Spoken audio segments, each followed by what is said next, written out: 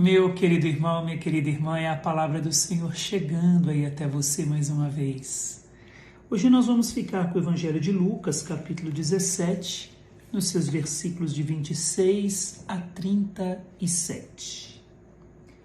Naquele tempo, disse Jesus aos seus discípulos: como aconteceu nos dias de Noé, assim também acontecerá nos dias do Filho do Homem. E o que aconteceu nos dias de Noé?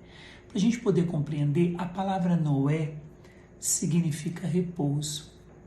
Então, Noé seria o repouso de Deus, o reflexo do repouso de Deus para um povo, para um tempo.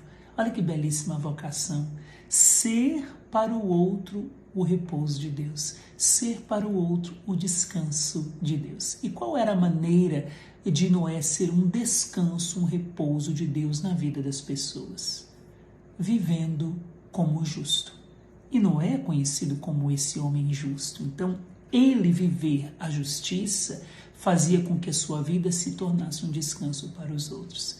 Ou seja, eu e você vivendo a santidade, nós exerceremos o nosso papel em favor dos homens, em favor da igreja, para a maior glória de Deus. Nós só podemos ajudar o outro se realmente nós vivermos a nossa essência, aquilo para o qual nós fomos criados, para a glória de Deus. Quanto mais santo eu vivo, quanto mais santamente eu viver, mais me aproximo de Deus, mais me aproximarei da sua vontade, mais frutos eu produzirei. Quanto mais santo eu for, mais pleno eu serei. Quanto mais eu viver santamente, mais plenamente eu viverei e serei para o outro aquilo que Deus é para mim. Serei para o outro em que sentido? De ser para o outro que Deus é para mim. Eu serei para o outro um reflexo daquilo que Deus realiza na minha vida. Era o que acontecia com Noé, um homem justo, que era para os outros um descanso. Então o que aconteceu nos seus dias? Aconteceu o dilúvio e aconteceu que ele construiu a arca. E enquanto as águas matavam o pecado juntamente com o pecador, porque em que sentido? Por que o dilúvio matou os pecadores? Para dizer que a consequência do pecado é a morte, o salário do pecado é a morte. Quando nós escolhemos viver no pecado, o nosso fim é a catástrofe, o nosso fim é um dilúvio, o nosso fim é a morte eterna. Então, enquanto o pecado, enquanto as águas esmagavam o pecado, enquanto os homens morriam no seu pecado, aqueles que estavam na arca eram elevados a Deus, eram elevados à altura da vontade de Deus. Então, ou seja, a água matava o pecado e elevava os santos até o Senhor.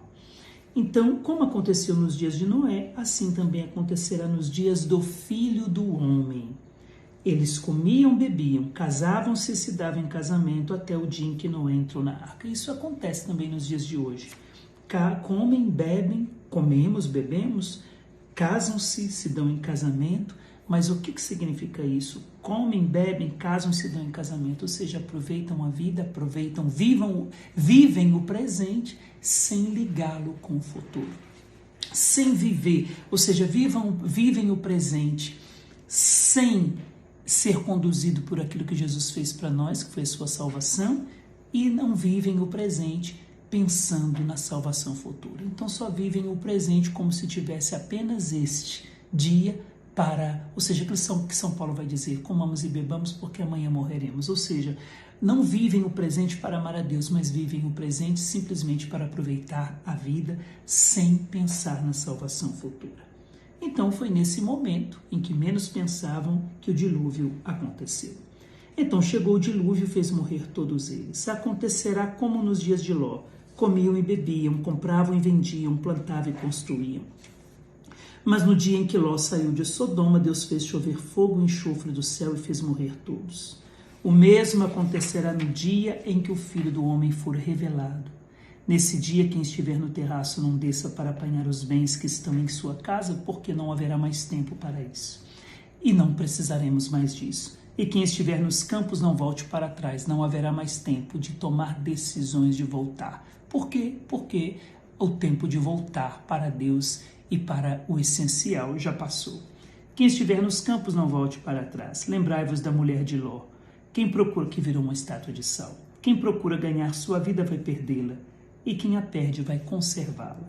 Eu vos digo, nessa noite 2 estarão numa cama, um será tomado e outro será deixado, para falar que um será salvo e outro será condenado.